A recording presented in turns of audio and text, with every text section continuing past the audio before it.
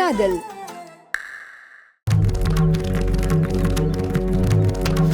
மாமா அத்தை, கவிதா, கையா, வாங்க இங்க சீக்கிரம். மாமா அப்பா என்ன பாச்சு? என்னாச்சு? என்ன பாச்சு? என்னாச்சு சொல்லுங்க. மொத்த குடியும் கெட்டு போச்சு கல்யாணி, மொத்த குடியும் கெட்டு போச்சு. எங்க என்னன்னு கொஞ்சம் விவரமா சொல்லுங்க. என்னத்த சொல்றது? நான் காயத்ரியோட படிப்பு செலவுக்கு ரஞ்சித்தோட அப்பா கிட்ட கைமாத்தமான பணத்துக்கு அவர் செத்ததுக்கு அப்புறம் இவங்கெல்லாம் சேர்ந்து அத்தனைக்கு சேர்த்து பாண்டு பத்திரத்தில் கையெழுத்து வாங்கி வச்சுக்கிட்டாங்க.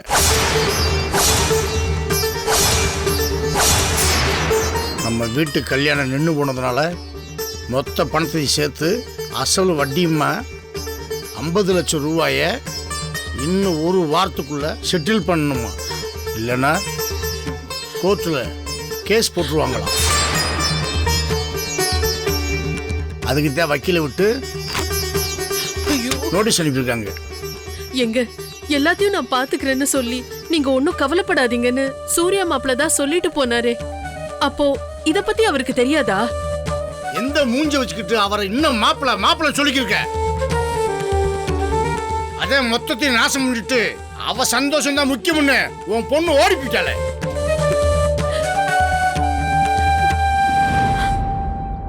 இன்னும் எப்படி அவர் நம்மளுக்கு உதவி பண்ணுவான்னு நினைக்கிற? அவர் அந்த அளவுக்கு பொறுமையா ஆறுதல் சொல்லி போனதே பெரிய விஷயம். இல்லங்க, இங்க வந்தப்ப அவர் தானே சொன்னாரு வீட்ல பேசினத மனசுல வச்சுக்காதீங்க, நான் உங்ககிட்ட பேசி சரி கட்டுறேன்னு சொல்லி. அத வச்சு நான் சொன்னேன். உன் பொண்ணு உன்னை அலங்கோலத்தினால அவர் வீட்டில் இருக்கவங்க இவர் பேச்ச கேட்கலையே என்னவோ. இப்படி இருக்குமோ? ஒருவேளை என்னைய மாதிரியே அவரு நல்லவர் மாதிரி நடிச்சு போயிட்டாரோ? அப்பா, சின்ன மாமாவை அப்படியெல்லாம் சொல்லாதீங்கப்பா. அவர் ஒன்னும் அப்படிப்பட்டவர் இல்ல. அப்படியே ஒண்ணு பார்க்கலாம். என்ன தெரியும் அவங்கள பத்தி உனக்கு? வாய மூடு. இன்னும் ஒரு வார்த்தை பேசுன கொண்டே விடுவேன். ஜாக்கிரதை. இவ மேல என்ன தப்பு இருக்குன்னு இவளே கத்துறீங்க? நம்ம கிட்ட அந்த தம்பி நடந்துகிட்டத வச்சு இவ சொல்றா. அதுக்கு இவளை கத்தி என்ன பிரயோஜனம்? குத்தம் உள்ள நெஞ்சு குறுகுறுங்குது. என்ன சொன்ன? எங்க இன்னொரு தடவை சொல்லு. எது சொல்றதா இருந்தாலும் என் மூஞ்சுக்கு நேரா சொல்லு கல்யாணி.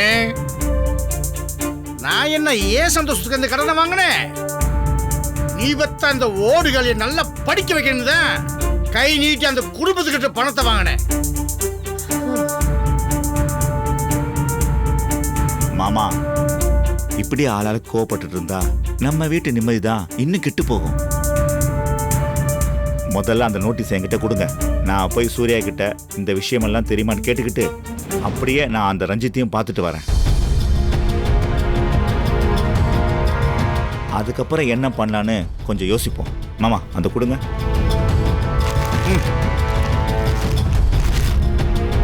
கவிதா, நான் வர வரைக்கும் சண்டையெல்லாம் பார்த்துக்க. நான் போயிட்டு வந்துடுறேன். வராத்த.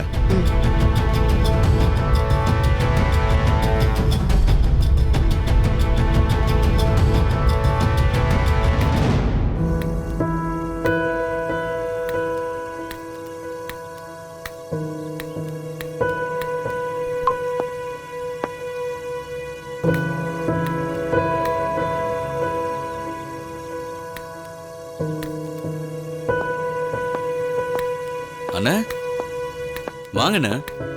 ஏன் தயங்கி தயங்கி நிக்கிறீங்க? உள்ள வாங்க. என்னண்ணா ஒரு மாதிரியா இருக்கீங்க? அங்க வீட்டுல ஏதாவது பிரச்சனையா? நான் தான் எல்லாத்தையும் பாத்துக்கிறேன்னு சொன்னேனே.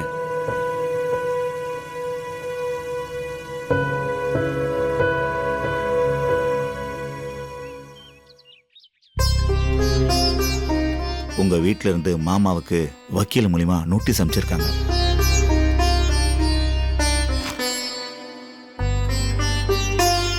இதே எப்போ வந்துச்சு? கொஞ்ச நேரத்துக்கு முன்னாடி வக்கீல் குமாஸ்தா வந்து கொண்டு வந்து கொடுத்துட்டு போனாரு. நீங்க பேசிட்டு வந்ததுக்கு அப்புறம் மாமா கொஞ்சம் நிம்மதியா இருந்தாரு. ஆனா இந்த வக்கீல் நோட்டீஸ் வந்ததுக்கு அப்புறம் ரொம்பவே ஆடி போயிட்டாரு. நான் தான் இதை பற்றி உங்ககிட்ட பேசிட்டு வரேன்னு சொல்லி அவரை சமாதானப்படுத்திட்டு வந்திருக்கேன். நான் அங்கே வந்த நேரத்தில் எனக்கு தெரியாமல் இதை அனுப்பியிருக்காங்கன்னு நினைக்கிறேன். மாமா கிட்ட சொல்லுங்க, இதை பற்றிலாம் கவலைப்படாம காயத்ரி நல்லா இருக்காளான்னு மட்டும் உறுதிப்படுத்திக்க சொல்லுங்க. இனிமே இந்த மாதிரியெல்லாம் நடக்காது. சரிங்க தம்பி, நான் வரேன். ம்.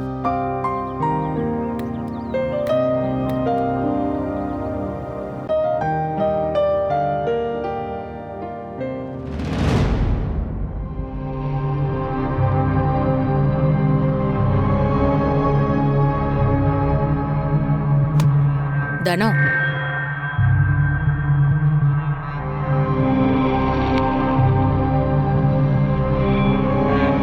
என் மேல கோவமா தானோ? சூர்யாவுக்கு தெரியக்கூடாதுன்னு நினைச்ச விஷயத்த நீ பட்டுன்னு போட்டு உடைச்ச உடனே அந்த நேரத்துக்கு வந்த கோவத்துல நான் அப்படி பேசிட்டேன். என்ன மன்னிச்சிடு தானோ. என்னக்கா இது பெரிய வார்த்தையெல்லாம் பேசிக்கிட்டு? எனக்கு விவரம் தெரிஞ்ச நாள்ல இருந்து இந்த வீடு தான் என் உலகம்னு இருந்துட்டேன். இன்னைக்கு வரைக்கும் என்ன நீங்களும் கூட பிறந்தவளை தான் பார்த்துட்டு இருக்கீங்க. நீங்க என்ன கொன்னு போட்டா கூட ஏன்னு கேட்க மாட்டேன்க்கா. ஏன்னா அதுக்கான எல்லா உரிமையும் உங்களுக்கு இருக்கு. என்ன வார்த்தை தான் புதுசா இருந்துச்சு, இருந்தாலும் பரவாயில்லக்கா. யாரும் இல்லாதப்ப தானே சொன்னீங்க. நானும் மறந்துடுறேன், நீங்களும் அதை மறந்துட்டு இருக்கிற பிரச்சனையை பாருங்க. இல்ல தானோ. மா, இங்க இருக்கீங்களா? மா, உடம்பு எப்படி இருக்கு? வாங்க டாக்டர் கிட்ட போயிட்டு வந்துருவோம். இல்லப்பா, எதுவும் வேண்டாம், எல்லாம் சரியா போயிடும். அம்மா, கல்யாணம் நின்று போன விஷயத்த எல்லார்கிட்டயும் சொல்லணும். அது விஷயமா உங்ககிட்ட ஒரு வார்த்தை கேட்டுட்டு போலான்னு வந்தேன். நான் என்னப்பா சொல்றது? நீயும் கணக்கு பிள்ளையும் யோசிச்சு ஒரு முடிவு பண்ணிடுங்க. வெளியூர்ல இருக்கிறவங்களுக்கெல்லாம் ஃபோன் பண்ணி சொல்லிடலாமா? ஆனா இங்க நம்ம ஜமீனுக்கு வேண்டியவங்க முக்கியமான விஐபிஸ்க்கெல்லாம் நாம நேர்ல போய் சொல்றதுதான் மரியாதை. எங்க யாரையும் காணோம். அதையும் உடனடியா செஞ்சாகணும். ஏன்னா அவங்க கல்யாணம் இருக்குன்னு நினைச்சு கிளம்பி வந்துட்டாங்கன்னா அப்புறம் ரொம்ப சங்கடமாயிடும்.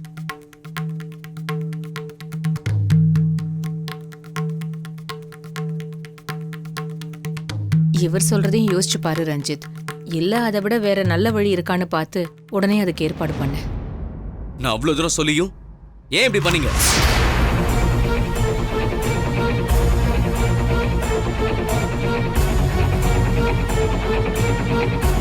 என்ன சூர்யா, இது நடந்திருக்கிற சங்கடத்தை எப்படி போக்கணும்னு யோசிச்சுக்கிட்டு இருக்கும்போது அவசியம் இல்லாத விஷயத்துக்கு பெரியவங்க முன்னாடி இப்படி கோவப்பட்டுக்கிட்டு எதுன்னு அவசியம் இல்லாதது? இந்த வக்கீல் நோட்டீஸா? நான் வேண்டாம் வேண்டாம்னு சொல்லியும் இதை அனுப்பியிருக்கீங்கன்னா உங்களுக்கு இந்த கல்யாணத்தை விட இந்த விஷயம் தானே முக்கியமா போச்சு. யாரை கேட்டு இதை அனுப்புறீங்க? அதை இப்பவே இங்கேயே சொல்லுங்க, எனக்கு தெரிஞ்சாகணும். நம்ம அம்மாவை தவிர வேற யாரையும் கேட்கணும்னு அவசியம் இல்லை. அப்போ அம்மாவை கேட்டுதான் இதை அனுப்புனீங்களா? இது ஏன் சம்பந்தப்பட்ட விஷயம், என்ன கேட்கணும்?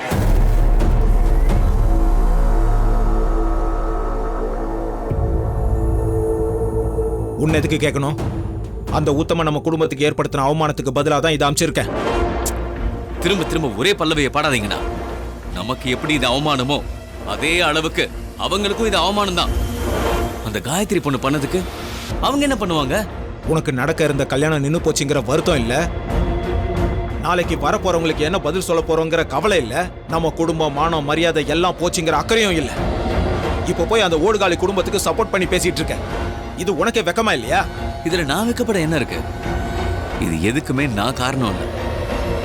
அந்த பொண்ணு அவ மனசுக்கு பிடிச்சவங்க கூட போய் ஒரு வாழ்க்கையை அமைச்சுக்கிட்டா அதுக்கு அவளுக்கு எல்லா உரிமையும் இருக்கு.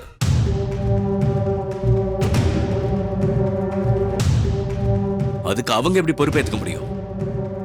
இங்க கல்யாணத்தை ஏற்பாடு பண்ணிட்டு பொண்ணு அவங்களே அனுப்பி வச்சிருந்தா நீங்க சொல்றத லாஜிக்கா சரின்னு சொல்லலாம். இல்ல நம்மளை விட பெரிய சம்பந்தம் வந்துருச்சுன்னு தெரிஞ்சு அவங்க நம்மளை ஏமாத்திருந்தா அவங்கள குறை சொல்லலாம்.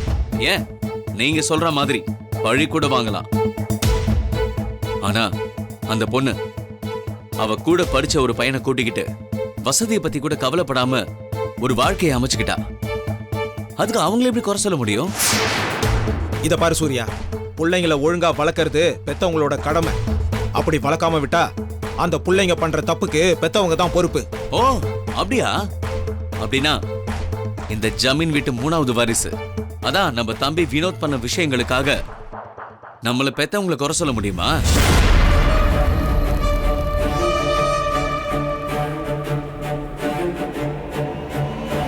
அதே மாதிரி தான் இதுவும். சூர்யா, உன் போலீஸ் திமிரெல்லாம் ஸ்டேஷனோட வச்சுக்க. இது வீடு, அதை முதல்ல நீ ஞாபகம் வச்சுக்க.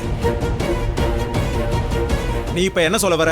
இந்த கல்யாணம் நின்னதும் வினோத் விஷயமா ஒண்ணுன்னு சொல்ல வரியா? இது அம்மாவை இன்சல்ட் பண்ற மாதிரி இருக்கு. உன்னோட மிரட்டல் வேலையெல்லாம் இங்க வச்சுக்காத. நியாயத்தை கேட்டா மிரட்டுறதா அர்த்தமா? அப்பா அவரோட ஃப்ரெண்டுக்காக சும்மா கொடுத்த பணத்துக்கு கடன் பத்திரம் போட்டதே தப்பு.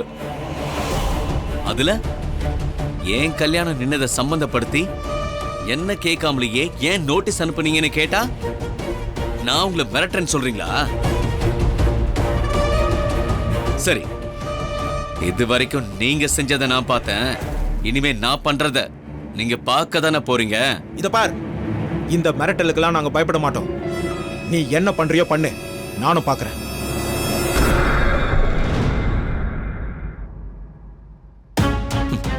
நான் என்ன பண்ண முடியும்? நான் ஒரு சாதாரண போலீஸ்காரன். ஆனா நீங்க பெரிய ஜமீன். நீங்க நினைச்சா என்ன வேணாலும் பண்ண முடியும். அதுக்கான அத்தனை பலமும் உங்ககிட்ட இருக்கு. எதையும் என்னால பண்ண முடியாது. ஆனா ஒண்ணு பண்ண முடியும். இந்த ஜமீனோட பேரை என் பேருக்கு பின்னாடி இருந்து எடுத்துட முடியும்.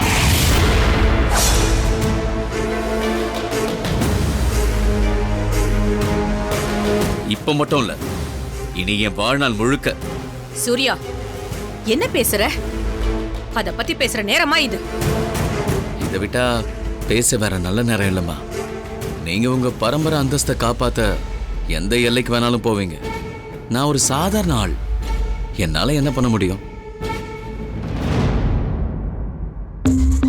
புது மருமக வீட்டுக்கு வரும்போது லக்ஷ்மி தேவியவே வீட்டுக்கு கூட்டிட்டு வருவாங்கன்னு சொன்னாங்கல்ல சின்னத்த. நல்ல வேலை இந்த கல்யாணம் நடக்கல. ஐயோ, நான் எதுவும் தப்பா எல்லாம் சொல்லல அத்த. இனிமே லக்ஷ்மி தேவியே வீட்டுக்கு வரதுக்கு வாய்ப்பு இல்ல. அந்த பொண்ணு வீட்டுக்கு வரதுக்கு முன்னாடியே எவ்வளவு ப்ராப்ளம்ஸ். அதத்தான் நான் அப்படி சொன்னேன்.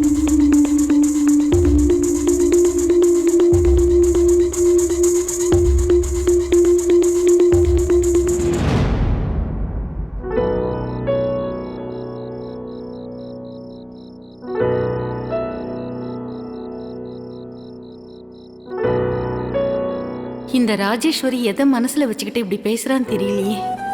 சூர்யாவுக்கு கல்யாணமே நடக்காதுன்னு சொல்றாளா? இல்ல அந்த உத்தம வீட்டு பொண்ணு இந்த வீட்டுக்கு வரலங்கிற சந்தோஷத்துல குத்தி காட்டிட்டு போறாளா? எதுவா இருந்தாலும் மொத்தத்துல நான் தூக்கி வளர்த்த என் செல்லம் சூர்யா தான் பாவம். அவன் மனசு யாருமே புரிஞ்சிக்காம பேசிட்டு இருக்காங்க. முதல்ல என் புள்ள சூர்யா மனசு உடைஞ்சு போகாம பாத்துக்கணும்.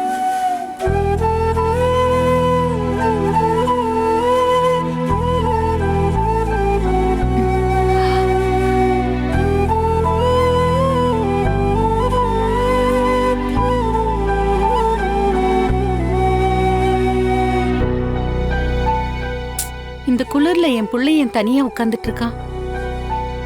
பனி உடம்புக்கு ஆகாம போச்சுன்னா என்ன பண்றது? இப்படி உட்கார்ந்துட்டு இருக்கானே.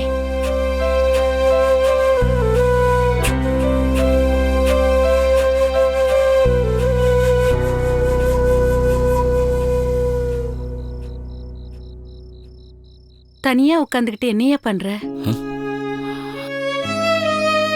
தனியா இருக்கிறது பிடிச்சிருக்கு தானம்மா. இந்த வயசுலயும் இந்த மாதிரி நேரத்துலயும் தனிமை அவ்வளவு நல்லதில்ல சூர்யா. யார்கிட்டயாவது மனசு விட்டு பேசணும், அதுதான் நல்லது. நீங்க நினைக்கிற அளவுக்கு நான் இன்னும் மாறல தானம்மா. ஆனா இந்த வீட்டுல இருக்கிறவங்களுக்கு இருக்கிற பணத்தாசையை நினைக்கும் போது அவங்க கிட்ட பேசுறதுக்கே பிடிக்கல. அவ்வளவுதான். நானும் இந்த வீட்டுல தான் இருக்கேன் சூர்யா. நீங்களே எனக்கு பெத்த அம்மாவா வந்திருந்தா நல்லா இருந்திருக்கும் தானம்மா. நான் உங்களை அப்படித்தான் நினைக்கிறேன். அது தெரியும்டா. நான் சும்மா பேச்ச மாத்துறதுக்காக அப்படி சொன்னேன். ஒரே நாள்ல என் பிள்ளையோட சந்தோஷம் இப்படி தலைகீழா போகும்னு நினைச்சு கூட பார்க்கல. கண்ணிமைக்கிற நேரத்துல எல்லாம் நடந்து முடிஞ்சிருச்சு. இன்னைக்கு நடந்த கலவரத்துல நான் உட்பட எல்லாருமே ஒரு விஷயத்தை மறந்துட்டோம். என்னதனம்மா? அந்த பொண்ணு காயத்ரி ஓடி போனதால நம்ம 2 குடும்பத்தோட மானமும் மரியாதையும் கேள்விக்குறியா நிக்குது. உங்க அண்ணனுக்கு கல்யாணத்துக்கு இன்வைட் பண்ண பிசினஸ் பீப்புள், விஐபி, மினிஸ்டர்ஸ் அவங்களுக்கெல்லாம் என்ன பதில் சொல்றதுங்கிற கவலை. உங்க அம்மாவுக்கு குடும்பத்தோட கௌரவம் போயிடுமேங்கிற கவலை. இதுக்கிடையில உங்க அண்ணி ராஜேஸ்வரி நிலைமை புரியாம எரியிற அடுப்புல எண்ணெயை ஊத்துற மாதிரி ஏதாவது பேசி பிரச்சனையை பெருசாக்குறா. ஆனா நாங்க எல்லாரும் ஒரு விஷயத்த மறந்துட்டோம். என்ன? நின்னு போனது என் செல்லத்தோட கல்யாணம். அது எல்லாருமே மறந்துட்டோம். நலங்கு முடிஞ்ச சந்தோஷம் முடியறதுக்குள்ள உங்க அண்ணி ராஜேஸ்வரி இந்த கல்யாணமே நடக்காதுன்னு சொன்னப்ப மத்தவங்களுக்கு மத்த பிரச்சனை மட்டும்தான் பெருசா தெரிஞ்சது. ஆனா அப்போ உன் மனசு என்ன பாடுபட்டிருக்குன்னு யாருமே புரிஞ்சுக்கலையேப்பா.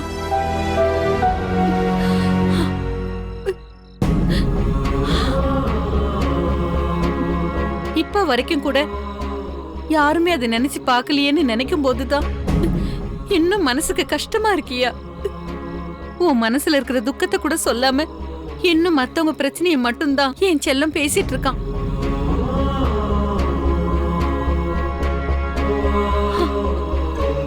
நடந்த விஷயத்தால நீ எவ்வளவு வேதனைப்பட்டிருப்ப. உன் மனசு எவ்வளவு வலிச்சிருக்கும். நீ எதை நினைச்சும் கவலைப்படாத செல்லம், எல்லாம் சரியாயிடும். உனக்குன்னு ஒருத்தி இந்த உலகத்துல பிறக்காமலே இருப்பா. நீ எதை நினைச்சும் கவலைப்படாத ராஜா, எல்லாம் சரியாயிடும். உனக்குன்னு ஒருத்தி இந்த உலகத்துல பிறக்காமலே இருப்பா. தனம்மா, நான் உங்ககிட்ட ஒரு உண்மையை சொல்லட்டுமா? இந்த கல்யாணம் நடந்துச்சா நடக்கலையா, அதனால எனக்கு கஷ்டமா இருக்கா இல்லையான்னு கேட்டா எனக்கு என்ன சொல்றதுன்னு தெரியாது. ஏன்னா நான் காயத்ரிய முதல்ல பார்த்தப்போ இவ கூட தான் நம்ம லைஃப் ஃபுல்லா டிராவல் பண்ண போறோம்னு அவளை நல்லா புரிஞ்சுக்கணும்னு நினைச்சேன். கயல், நீ என் கூட வாடி.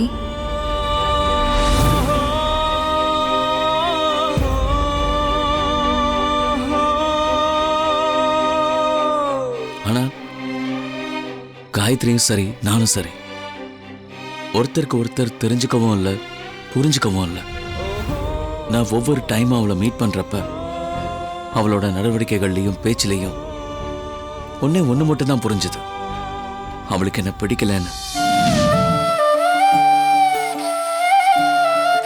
அது இப்ப நினைச்சு பார்க்கும்போது தான் தோணுது.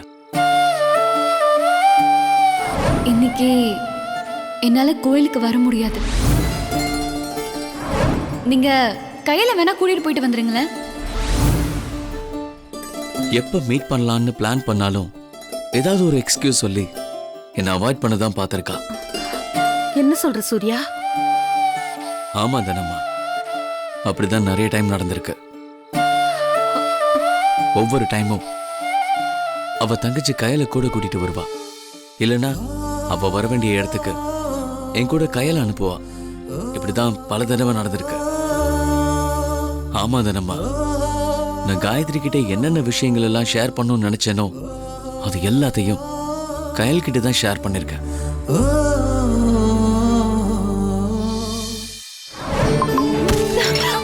எப்ப வந்தாலும் எதையாவது போட்டு உடைப்பியா? இந்தாங்க, இப்பதான் அந்த பாட்டில் உடைஞ்சிருக்கு.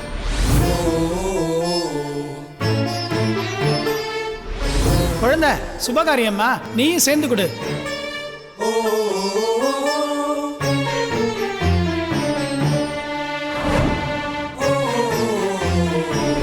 பரவாயில்ல அண்ணா, காத்திருந்தாலும் உங்களுக்கு ஏத்த ஜோடியை தான் நீங்க ஓகே பண்ணிருக்கீங்க.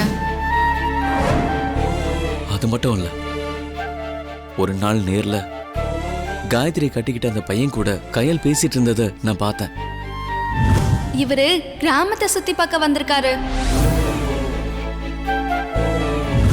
அவன் உன் பாய் ஃப்ரெண்டா? ஆமா. மா, நான் சரணை கல்யாணம் பண்ணிக்கிட்டேமா. தனம்மா, ஒரு விஷயம் எனக்கு நல்லா புரியுது. அன்னைக்கு ராத்திரி நான் பார்த்தது காயத்ரியோட பாய் ஃப்ரெண்ட் தான்.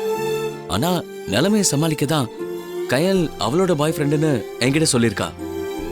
ஆனா அந்த பையன் கயலோட பாய் ஃப்ரெண்டே இல்ல, காயத்ரியோட லவர்.